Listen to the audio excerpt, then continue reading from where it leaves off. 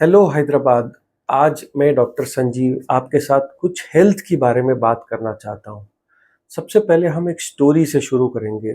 जब मैं छोटा होता था तो मुझे क्लास टीचर बोलते थे कि तुम क्लास में फर्स्ट आए तो क्या बनोगे।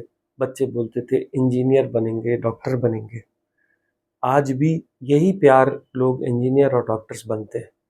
जो लोग अच्छा नहीं पढ़ते वो लोग जिंदगी में कई बार कामयाब होते हैं, नेता बनते हैं।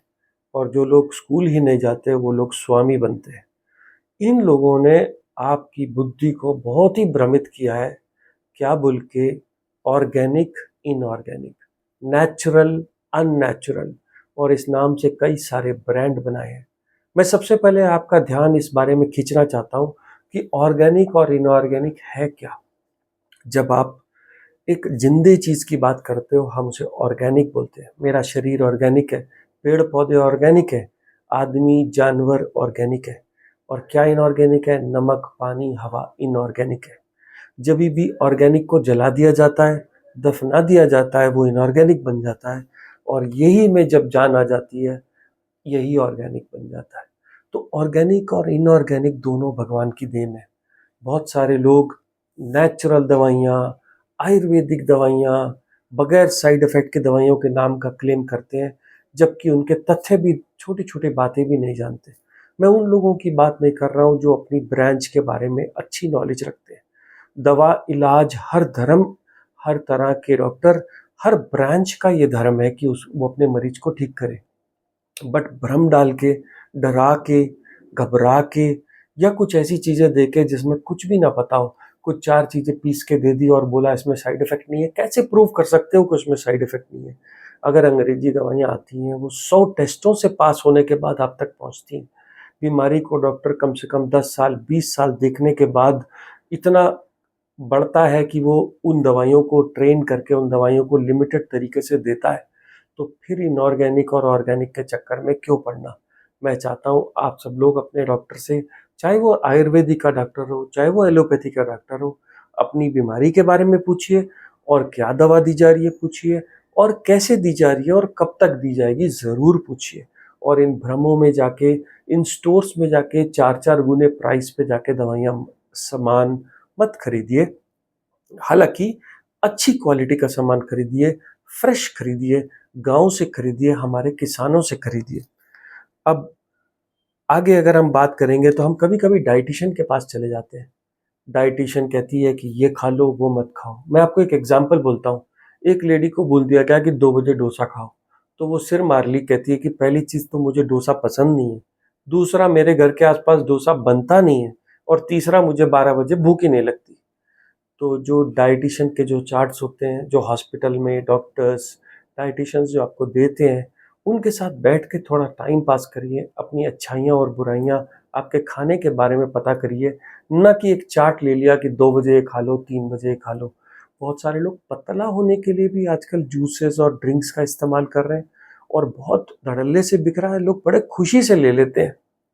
एक चीज याद रखना, ऊपर वाले ने आपको मोटा होने के लिए मुंह बना के दिया था और खाना बनाया था। आप खाओगे तो उससे पतला नहीं हो सकते। खाने से हमेशा आदमी मोटा ही हुआ है, पतला कभी नहीं हुआ। आप देखिए, छोटा सा बच्चा है, माँ खुशी से उसको दूध पिलाती है, 1 साल तक खूब मोटा चबी चबी हो जाता है। पर जब वो खेलना शुरू करता है, भागना शुरू करता है, दौड़ना शुरू करता है, हम खेलते नहीं है, हम एक्सरसाइज करते हैं। हम जिम चले जाते हैं और गिनते हैं कि कितनी देर के लिए हम खेल रहे, कितनी देर के लिए हम एक्सरसाइज कर रहे हैं। जबकि हमें करना क्या चाहिए? हमें चाहिए खेलना। आज मेरी उम्र वाले सारे लोग, आप सब लोग जो ये सुन रहे हो, आप मानते हो कि आपने खेलना छोड़ दिया। क्यों छोड़ दिया खेलना हम लोगों ने?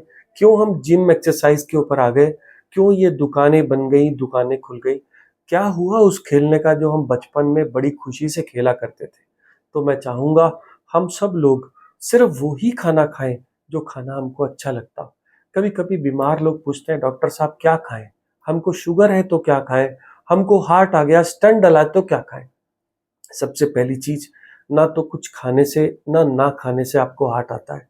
ना कुछ खाने और ना खाने से आपको डायबिटीज आती है, ज्यादा खाने से आती है। हम क्या खाने की बात नहीं कर रहे हैं, हम ज्यादा और कम खाने की बात कर रहे हैं।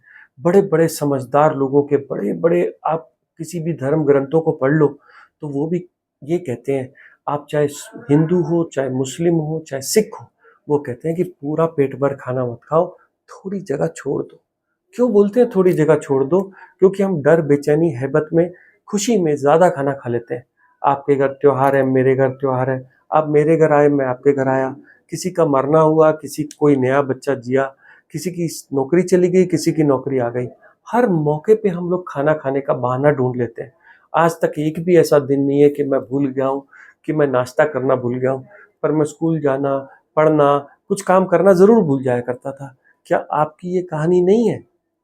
दूसरी बात, खाना जब भूख लगे तभी खाइए, कम खाइए, अपनी पसंद का खाइए। क्या खाना बिल्कुल गलत है? अगर शुगर का पेशेंट गुड़ और चीनी की बनी आइटम खाएगा तो वो गलत है। उसके गलत होने का कारण क्या है?